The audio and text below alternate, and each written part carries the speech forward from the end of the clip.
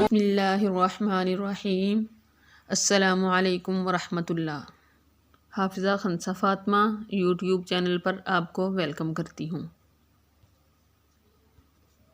رمضان المبارک کی تیاری کے حوالے سے ان چند باتوں پر عمل کرنے کے ساتھ ساتھ اللہ تعالیٰ سے رمضان المبارک کی روحانیت اور برکات کے حصول کے لیے خصوصی دعائیں مانگیں۔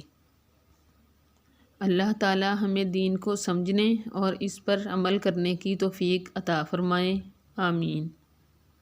اس حوالے سے کچھ گزارشات میں آپ سے شیئر کر چکی، آج مزید تجاویز کے ساتھ حاضر ہوئی ہوں۔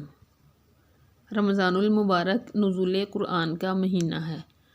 خوش قسمت لوگ اس ماہ میں تلاوت کی کثرت کا معمول بناتے ہیں، لہٰذا ہم بھی ابھی سے کوشش کریں کہ تلاوت قرآن کو زیادہ سے زیادہ وقت دینا شروع کر دیں تاکہ رمضان کی آمد تک ہم کثرت سے تلاوت کے عادی ہو جائیں۔ رمضان میں اوقات کی قدردانی بہت اہم ہے۔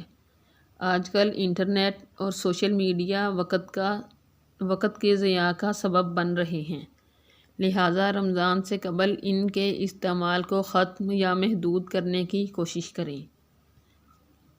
چونکہ رمضان عبادت کا مہینہ ہے، لہٰذا کوشش کریں کہ ہم اپنی عید کی شاپنگ وغیرہ شعبان میں ہی کمپلیٹ کر لیں تاکہ ہم دنیاوی کاموں سے ٹینشن فری ہو کر یکسوئی سے رمضان المبارک میں عبادت کر سکیں۔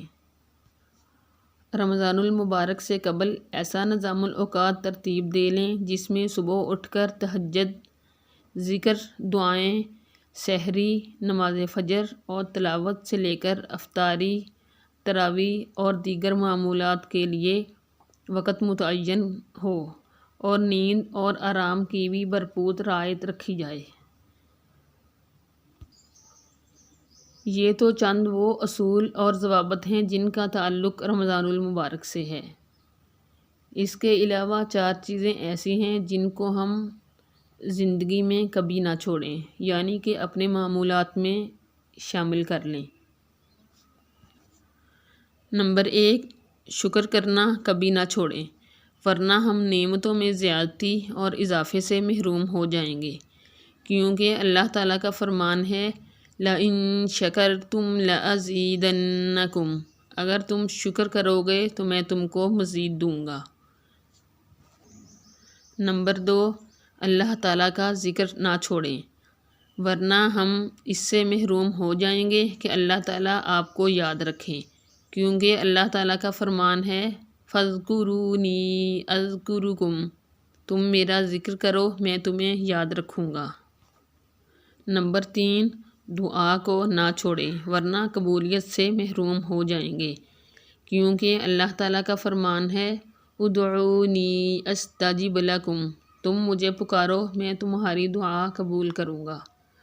نمبر 4، استغفار کو کبھی نہ چھوڑیں،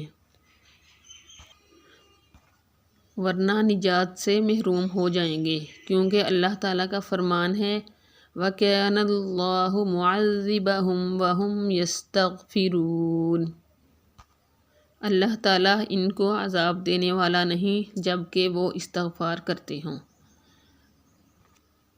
اللہ جل جلالہ و عم نوالہ سے دعا ہے کہ وہ ہمیں رمضان المبارک کے استقبال کی بھرپور تیاری کی توفیق عطا فرمائیں اور ہماری ان کوششوں کو قبول و منظور فرمائیں۔ جزاک اللہ خیر۔